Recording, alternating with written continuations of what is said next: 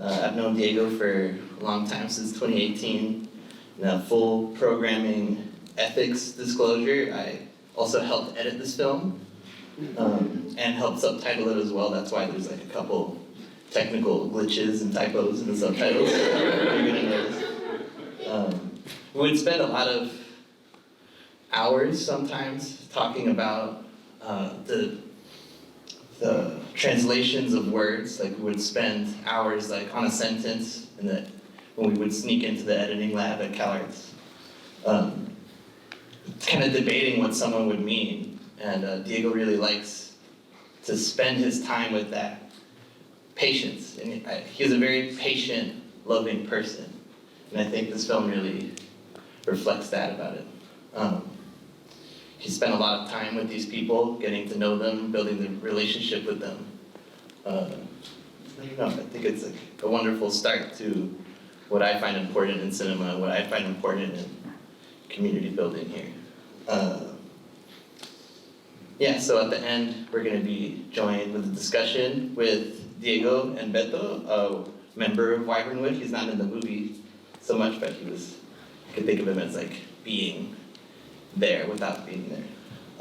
Also, it's not on the program itself, but at the very end, after the feature, there's going to be a trailer for the next film screening we're going to do in August. So this is Wyvernwood Chronicles Part 1. So there's going to be a Part 2 in August. That's going to be more short films made by a lot of different filmmakers.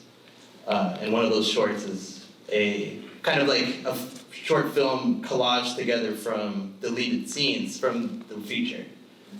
You'll see it's like following a quinceañera videographer that's a character in the film. So thank you everyone for coming. This is very beautiful crowd. Very beautiful. Yes, please. Just want to say thank you for coming. It means a lot that you all are here.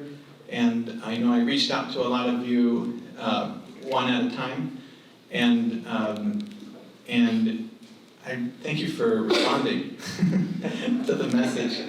And I hope afterwards we have Roberto here, who I think is going to be able to share much more than even what the film is able to share. So that's I think one of the most special things we have tonight, that Beto is here, and that hopefully the film, and there are two, one's a short film, one's a longer film, and they're made with like 8, 9 years difference.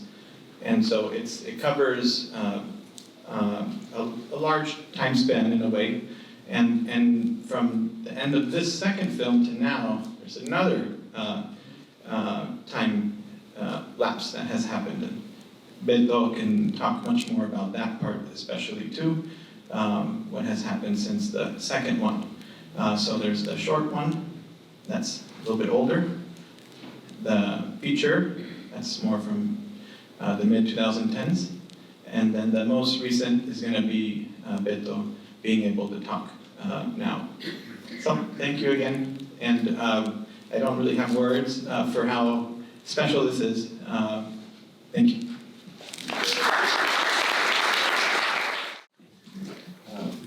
Hey, how's it going?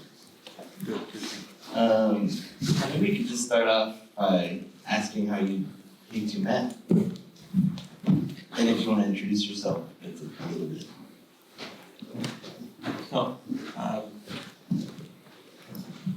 Actually, here, Beto, if you want to introduce yourself a little bit, and then I can talk about when we met. Karina Muniz, who should be here also. Right here. Right there. And the LA Conservancy. And again, you want to say a little bit about yourself and do we? Sure. My name is Roberto Mojica. They know me as Beto. I've been living in Wyvernwood for the past 35 years. And so that's all I said. And I met Roberto and many of the residents in around 2007, late 2007 approximately, thanks to Karina Muniz, who's here, who was friends of friends and introduced me to her. And Karina at the time was working for the Los Angeles Conservancy, and she told me, oh yeah, there's this project that maybe you'd be interested. At the time I had a media collective, which was made of mostly friends, and people I went to school with. We were doing projects with 3 different communities already, and it was really a way to keep making film and artwork. Some of us went to UCLA together, some of us were from Los Angeles and were friends of some of the people who went to UCLA. At the time, I was still pretty new to the city. I'm from the San Diego-Tijuana border and also Houston. Some people were from the Bay Area, Oakland, and a lot of people were from Los Angeles, and some from South Central, some from East LA. And that was our collective. And I mean, it was interesting because the recession hit and we had more time on our hands, and we wanted to keep making work. And that was, ironically, I think it helped to spend more time together as a collective.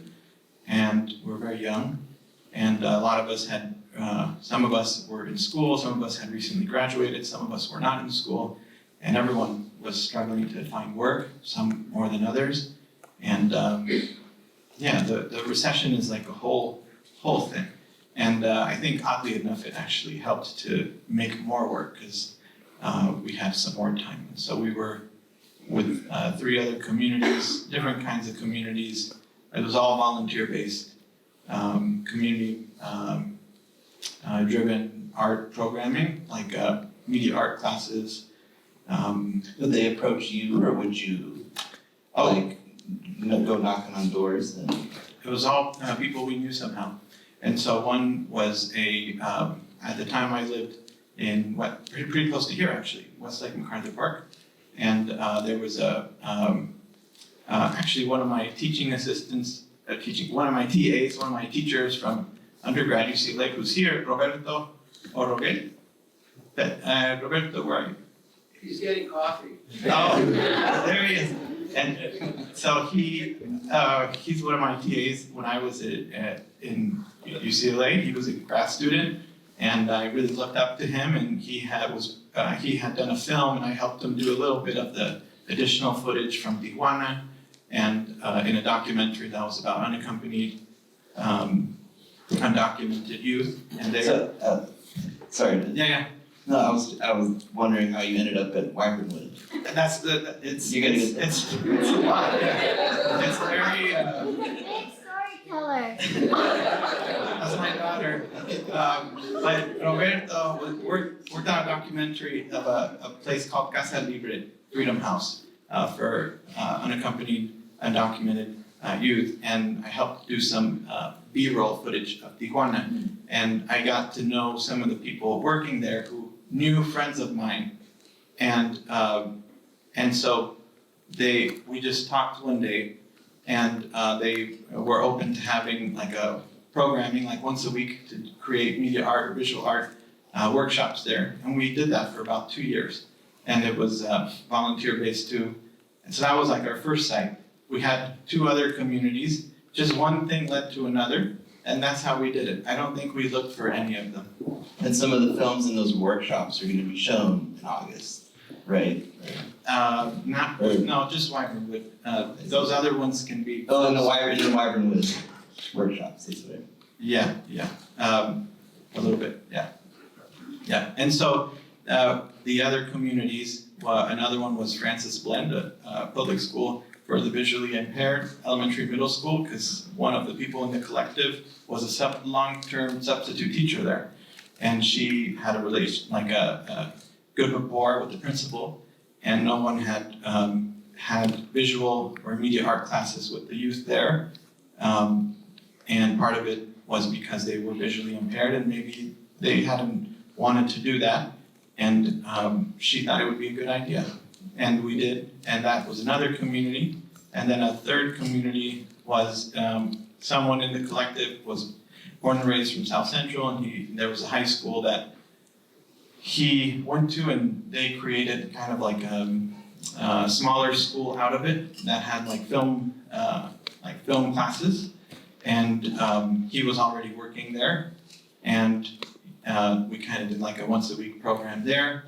And then this was the fourth site after we already had done those, but then it became our biggest one. And so probably lasted the longest, also 2 years plus. And also one thing that was different was this community, Wyvernwood, most of the people we were engaging were older than us, and the others were mostly younger than us. And so it was a very honorable learning experience for us. We're mostly in our early 20s and trying to find our way. And so it was almost like the support was from them. Yeah. That was very special. Yeah, and that was a while ago. Also, and a lot has changed probably from then. Wyvernwood even looks a lot different now. It does. Yeah, I was just wondering what kind of similar efforts to what we just saw is happening now, and if there's any update on like the 16 group development. Well, right now, as I was watching the documentary, I was having mixed feelings because I guess it's been a while. What was this, like 10 years ago? 10 years ago, since this was shot. The reason why I was not part of any of this document was I was working most of the time. My memory right now, as I'm going through, is a little bit fuzzy because throughout the fight, against the redevelopment of Wyvernwood, we were either working or in meetings, or doing something like what you just saw. And it's sad. It's really sad to say that Wyvernwood right now doesn't look anything like that anymore. As you guys saw, at least it looks a little bit colorful with the orange apartments and all of the greenery. Right now, all the apartments are completely gray, so they look very depressing. And then, I don't know how long ago it was, the draw that was in California. They used that as an excuse to completely shut down the water. So they Kill the grass. They killed the grass. I want to say that at least 20-30% of the bigger trees we had, they were cut down. We felt that some of them were protected, but we didn't have the resources for the people to actually come in and see if that was the case. But they were cut down. And that was the city. No, it was through the development company. Oh. Yeah, they decided to come in and cut it. Even a little bit before the draw, when they said that you couldn't waste a lot of water and all that, they're already cutting trees, like huge trees, that we had, which also made the place, look nice and beautiful. So presently, because it doesn't show here, but Wyvernwood had a lead problem, a lead contamination problem. So throughout years, there was a fight, with the city of Vernon, so they can come and do a cleanup. They finally agreed to come in. It was a horrible, cleanup. Trucks, hundreds of trucks, big machinery, coming in at 6 in the morning, 6:30 in the morning, throughout months, so they can remove, as much dirt as they could, a lot of dust, a lot of pollution, a lot of noise, and what they did is they completely removed all of the irrigation system.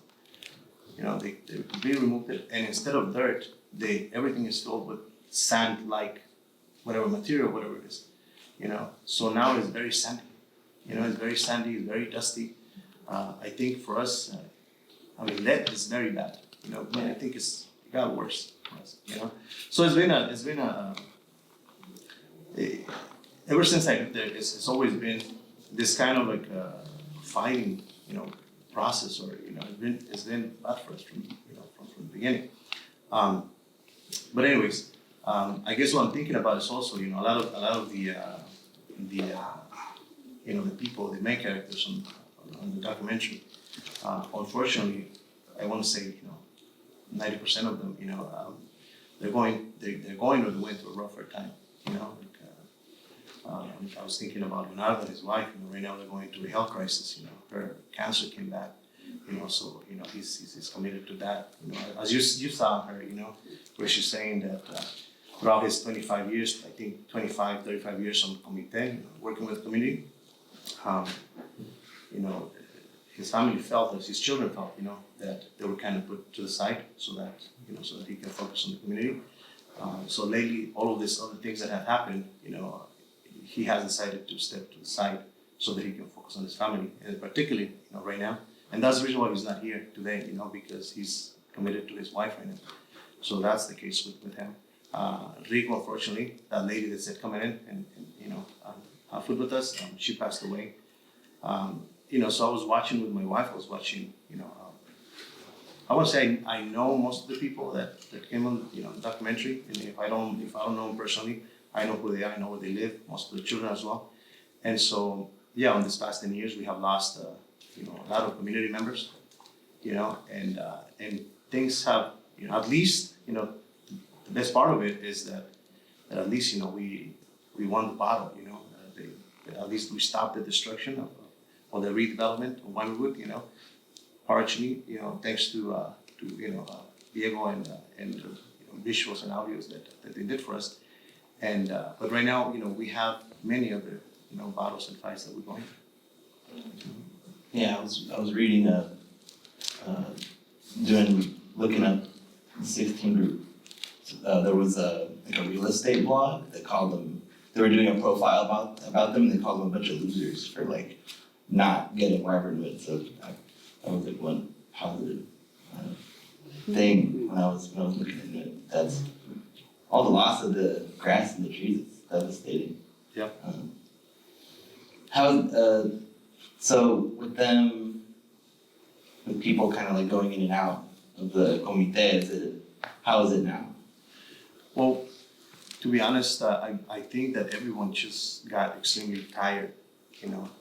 Everybody got exhausted. It's exhausting. It's exhausting, and I don't know if many of you got from this video, if you guys got the dimension of Wyvernwood, how big it is.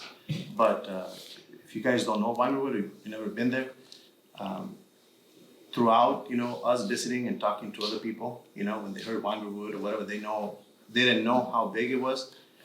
Imagine your house, the house where you live right now, and multiply that by 1,200 times, right? 1,200 times. That is how big Wyvernwood is, and on top of that, add another 30% of open spaces. So that's how big it is, and somehow every single day, usually from Monday to Saturday, and sometimes even Sunday, we have to come back from work, go to meetings, and do all of these things, At least I think the the intense fight, I think it lasted a good 10 years, So to answer your question, I think right after this, everybody just got extremely exhausted. We were exhausted, So 10 years is a long time. It's also incredible that you guys lasted for 10 years. Yeah. And still, but what do you think kept it going? And what was also striking to me in this time watching it is how much religion and faith and religious rituals clearly kind of play into the undercurrent of the organizing. Also, I felt that the film was saying that that's a really important aspect of it, or I don't know. That was just my read of it. I can just, in our people in our collective, most of us grew up religious, most of us grew up Catholic, and most of us were no longer very religious when we were making work here. And there was in a huge amount of moving experiences we had working with the residents of Wyvernwood, Comité de Esperanza in particular. And it was something that would rock us. We didn't even know how to really articulate it. Yeah. So, what you saw there, the cultural traditions or the religious traditions that we had. When me growing up, the amount of people that you saw there used to be at least 4 or 5 times bigger than it is now. By the time when this was recorded, you gotta understand that at least a good 20, 30, even more, 30% of the people, our neighbors, since they were harassed and they were tactically, forced somehow to move out, so that we could have less support from these community members. When you ask that what kept us going or what kept the community going, for us, and I think for the people around us, it was that fear and that risk of seeing our next door neighbors having to move out, having to be pushed out, constantly. So we kept losing people. So the only way that we felt that we could fight against this was to kind of invest more of our time, as much as we could. And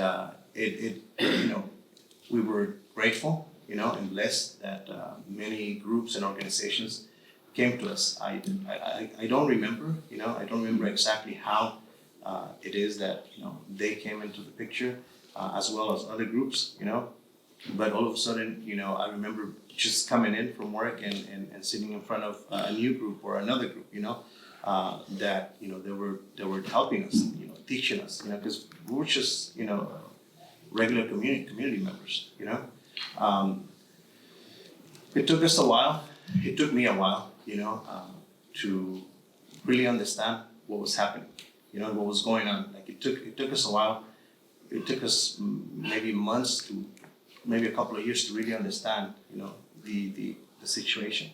And once we did, and once we were able to relate the message to our neighbors, on terms that they would understand, then something magical happened because we received more support, And I think it had to do with the language being used, because a lot of this language, when you see information from management or from outsiders, the language to where you gotta understand, this is working class people from little towns in Mexico. They don't understand all this stuff, And even I remember changing some of the English. Not only that, just something as simple, right? I remember you saw there was our lawyer was Elena Pau, and when we had these meetings in front of 600, 700 people, she kept using the word, this is a project, this is a $2 billion project. Our people didn't understand what $2 billion was. They understand millions, So I said, why don't we change that, let's say, $2,000 million.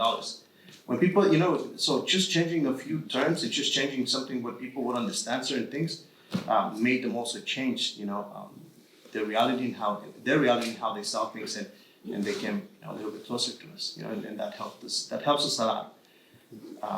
Plus, one thing that I want to share also is from when Diego and the team started doing all of the audios and the visuals. I remember that it clearly changed my perspective on the way I lived in Wyvernwood when they were interviewing one of the gentlemen that came out. His name is Jose Antonio, is Toño, and pretty much they were just saying to tell his story and how he got there, and I guess because also you guys can understand that in Wyvernwood there used to be between 5,000 to 6,000 people living there. Right now it's a little bit more after the pandemic, because so we should see more people there. So I'm thinking maybe 7,000 people live there right now. Anyway, so I clearly remember when he was sitting on the table where you saw Leonardo and his wife, when they're in front of the computer, and when he said his story that when he came here to the States, he was living on Vermont, and 2nd Street. I think that's probably considered somehow, Koreatown or, that area. And he said that he had been there, for 3, 4, 5 months, I think. And he was growing depressed, because all he did was go to work, come back, and when he would go out, his apartment or his porch, into the streets, all he saw was, Vermont, and just all these cars, So it was driving him crazy. For some reason, somebody called him, somebody who was, somebody who he knew from back in his state, and they invited him to a carne asada at Wyvernwood. So he went there. He said, I didn't think that something like this, so beautiful, so full of trees and full, like for him, it looked like his little town where he was from. And then as soon as he got there, he started noticing, people that looked like himself, and also not only that, but people that were closer to where he was. Because in Wyvernwood, there's small areas, what's called small communities from the same towns. So he's from Jalisco. So there was all of these people from nearby towns, So when he was talking about it, he was tearing up, So that to me, I guess was the first time that I realized how powerful, visuals and audios. And actually, that's the first time that I really paid attention about the word documenting, because they kept saying, "Oh, we have to document. It is important for us to document."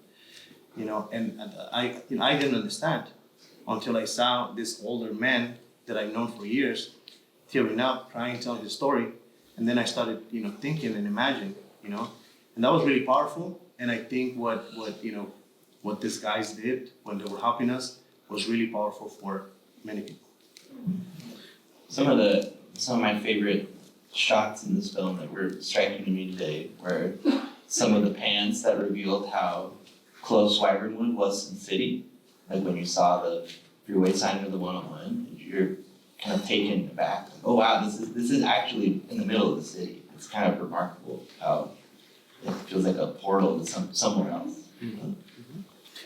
And those connections, everyone coming from the same barrios de Mexico, is probably how they're connected to like the concha dances, the indigenous dances in the beginning, right? Mm-hmm. How important and fleshed out the posadas are in the end.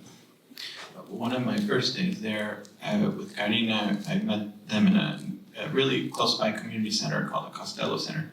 And we met, and I showed them some work I had done when I was working before the recession with UCLA. Part-time, I was a researcher, kind of helping create new media art at the time with phones, which in 2006 was a very Cool. well, not just cool, but it was difficult. And so we had to work with computer engineers to create, open up phones and create programs. And this professor I worked with was from Argentina named Fabian Wagmeister, and he kind of instilled in me that it's better to just kind of work vertically, like keep working down, like in one place. You don't need to go around. What if you just explore one place a lot, like a whole lot? And that was kind of like my compass for how to work with groups. And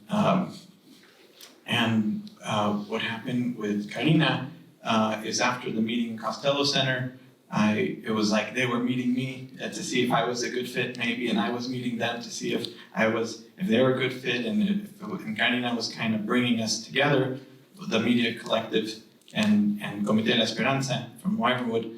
And then afterwards, Leonardo walked me to his place and was talking to me about things, like where my family's from, and one of my family's from Mexico, but one of them is they're from Mexico City, but like LA, a lot of people from Mexico City are from other places. And one of the places my family's from is Jalisco, from a very small town named Limon. And next door to Leonardo was someone from El Limon. And he took me to him, knocked on his door, and he knew he knew members of my family. I had never met anyone in the U.S. that knew people in that town, and less that knew people from my family.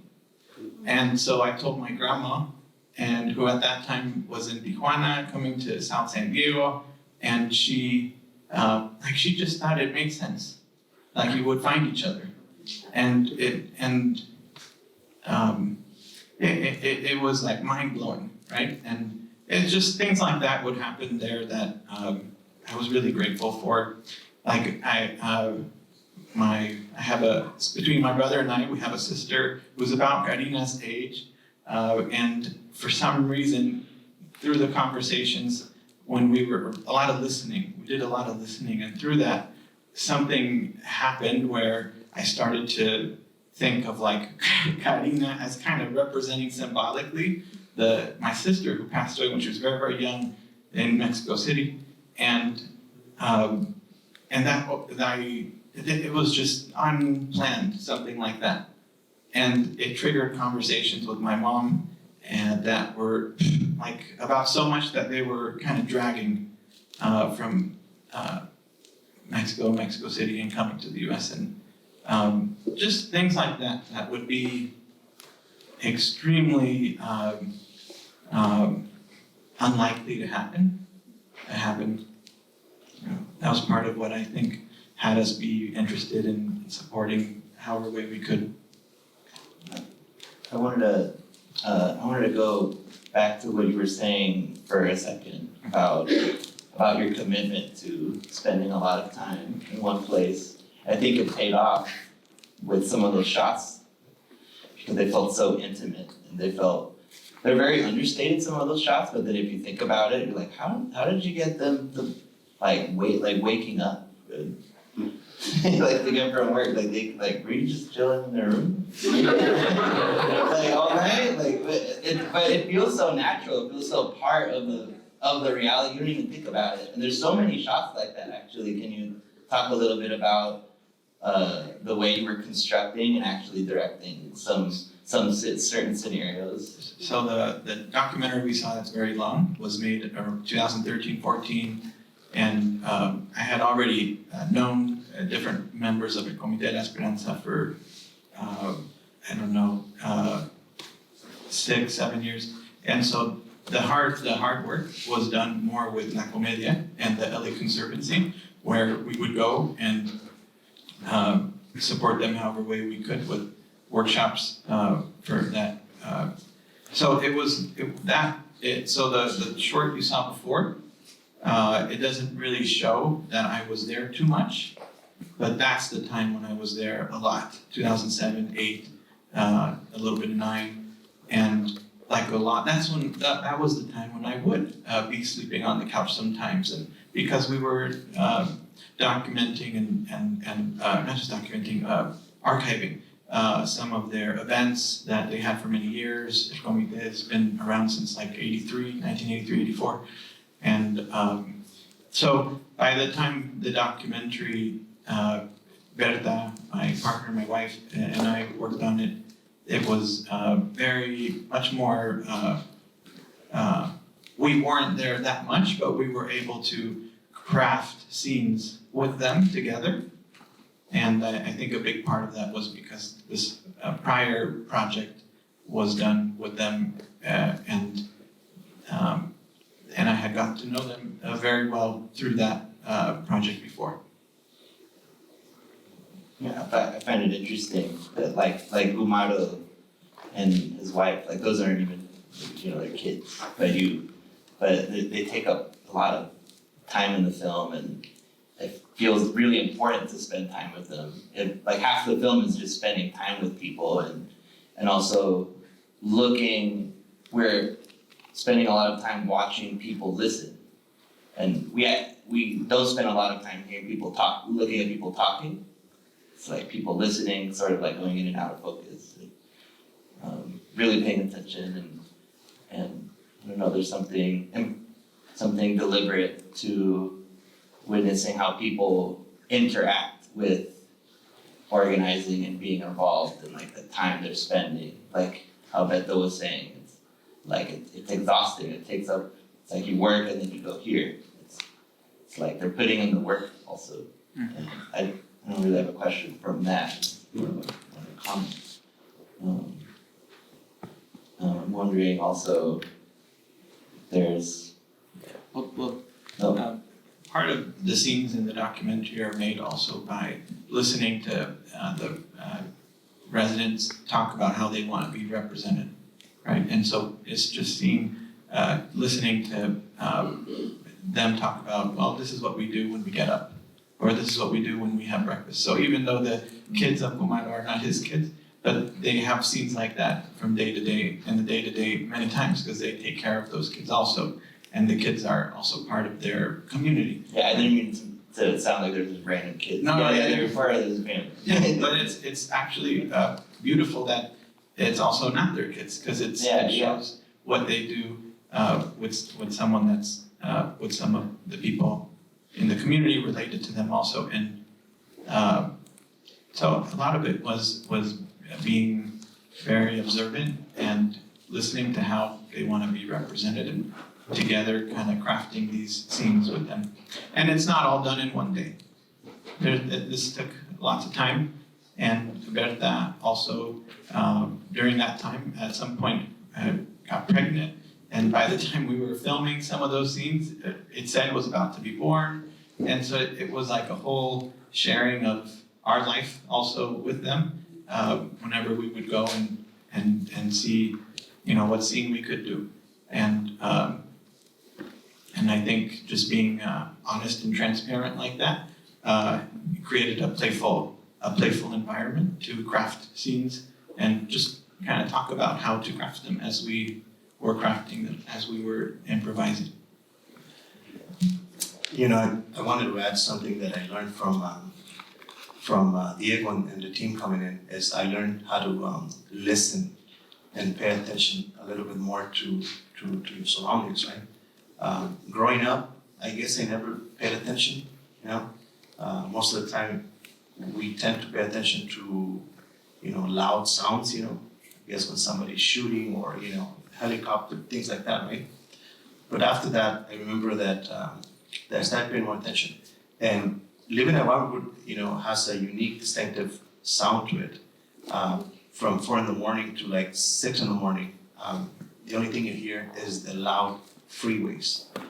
There's this loud, summing sound, of the freeways, because we have a lot of freeways next to us. 6, 7 in the morning, it's chaos. Everybody's getting up. You hear all the sounds. Cars turning up, everything. From 8 to about 2 p.m, it's completely quiet. And if you notice, that's kind of like, the time when you record it most of the time. And from 3 p.m. when the kids are out to probably 7 or 8 p.m. when the sun goes down, it sounds like a playground. Like if you guys notice, there's hundreds, about thousands of kids out at one time, and all you hear is this, kids laughter. It's very. After I started paying attention, it's actually something that when you're not there, you miss. The sounds of the neighborhood. Particularly the kid sounds, because that's what you hear. You hear most of the sound, most of the constant sounds is you hear kids all the time. That's something I noticed also looking at this and remembering when we were looking at the sound, how almost every scene of dialogue, you would always hear the background. You would always hear like the entire city in the background. And I remember we tried to spend a lot of time trying to get rid of that. And then at some point we realized that it's inescapable. It's so part of what you hear when you're there. So I remember us kind of putting it back in. Even in these really intimate scenes and moments, you still hear kids playing and everyone's door is open, either because of the communal aspect of it or because it's really hot. And there's also, I guess my last thing to point out is there's a big focus on children. And I found that children also engaging and kind of being bored or really going through the motions, and that's how I entered the film, and that's what felt really familiar and emotional for me, remembering those kind of textures of being in those situations. Can you speak to your thoughts on the focus on children? also you raised children in Wyvernwood as well. Yeah. The earliest memory that I have as a child, right? I remember I was 10 years old when Leonardo and another man, I forgot his name, they knocked on our door to invite us if we wanted to be part of the sports group, to play soccer. That is the earliest memory that I have, of Comité La Esperanza. And when I started, to go more into the group, and yeah, it was incredible, there was just so many children, so many kids, and to be honest with you, even though in the late 80s, early 90s, the whole Los Angeles was a very dangerous place, specifically, Wyvernwood, crime was bad, but I don't remember any other time where I had the best time of my life and being a kid at Wyvernwood. That's how fun it was all the time. For me, it's the young people are literally the future in the present, and they say so much, and they're so expressive of things that are hard to express for adults, and they express it through their body, they express it through their gestures, and They can't help it. yeah, they're just being themselves. And I also want to acknowledge you, Jorge, because I think I've been, it was, my Berta and I have our own struggles with finances, and it wasn't easy for me to finish the film. And you were pulled into it also, and were interested in how to support with the post-production, with to complete it. And so that's an acknowledgement also to you. And I know the youth, the images of the young people are part of what drew you in, and that might be the artist and the educator inside of you too. So thank you for supporting me to be able to finish it too. I remember hearing at school, there were rumors of this guy showing around this film where there's 5 hours of just organizing meeting and showing it to everyone that will watch, and I thought that was really cool. I was like, wow, I really want to see that. That's exactly what I was looking for. And then I think, the kids were. I think we debated a lot on also how I wanted all those kids shots to be as long as possible, and you were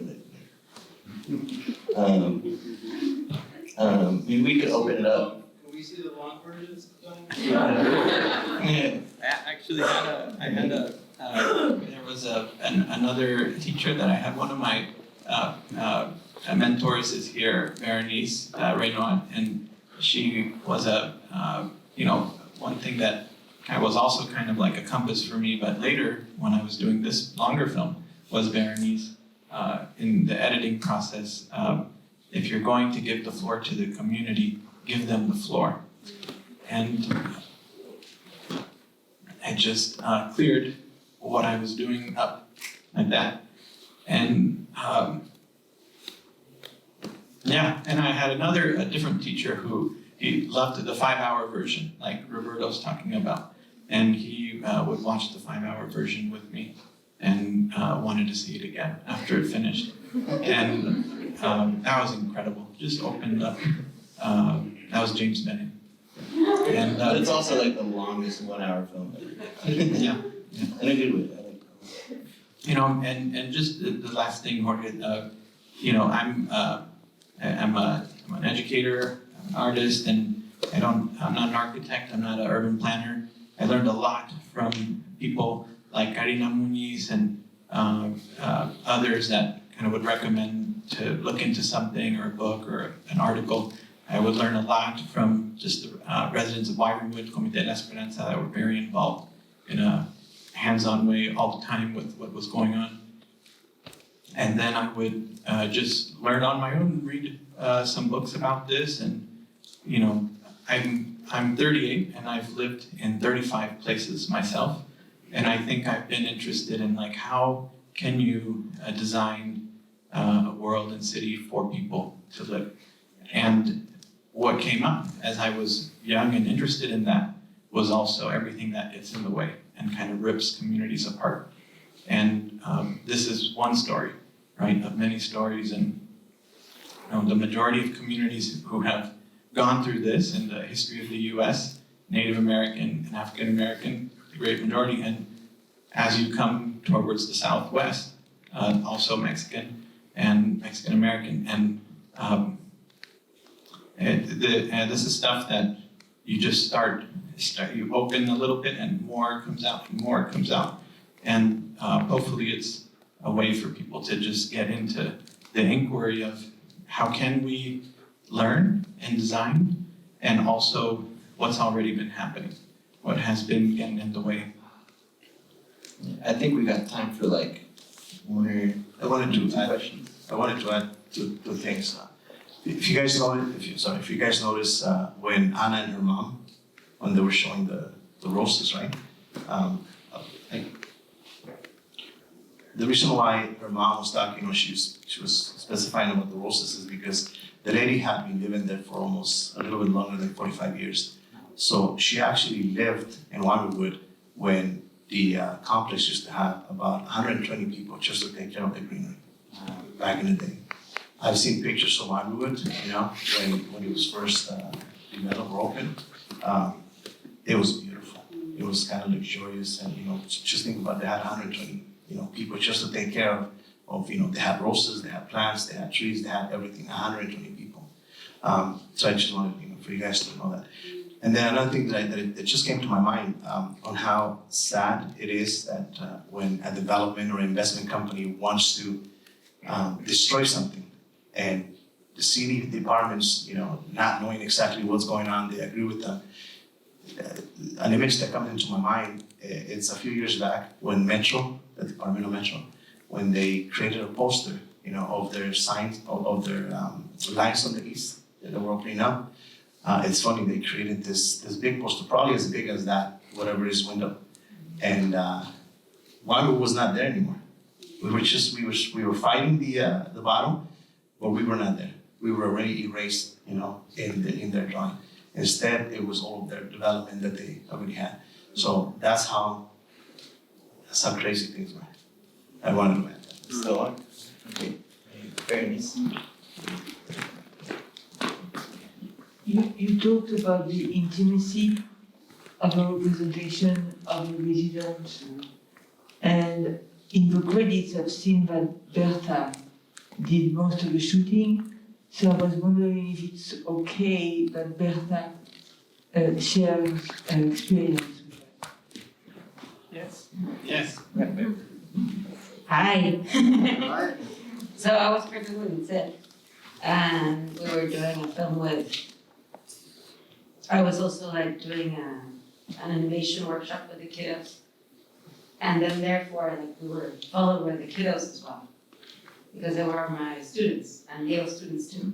So that was fun, and so part of the recording was also done by those kids, which is fun to think about. You have a question, you said? Go for it. So you said that Wyvernwood is very different right now. Okay, so what was the big? Do they still do the festivals, the posadas, or has that all been wiped out? We still do probably half of what we used to do before, and the size of the crowd is probably half of what it used to be.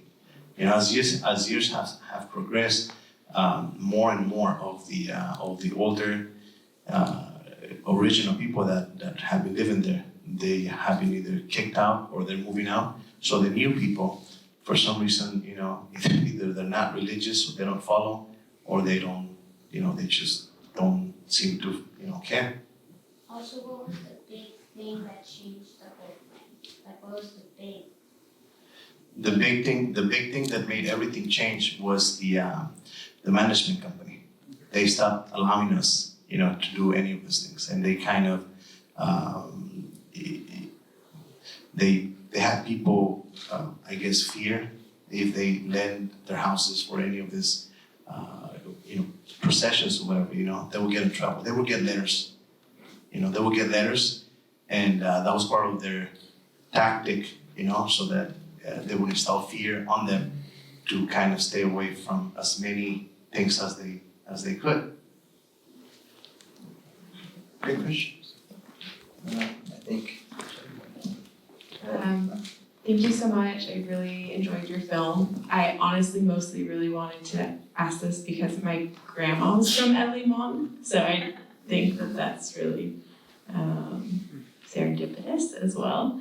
But I really enjoyed the intimacy of the film, and I think that when you're making a movie about something that has to do with a social issue or community, it can oftentimes be really in your face and loud and, tell you what's going on and give you a lot of facts. And I don't know, I guess if this is your style, it kind of reminded me of like Frederick Weissman or something, just in the pace of it. And I'm just wondering about that decision to choose these, more intimate and emotional moments rather than, just laying it out for us and being like, this is what's going on and why we should care. Yeah, I think that's, for me, that's where it's at, and it's partly who I've learned from.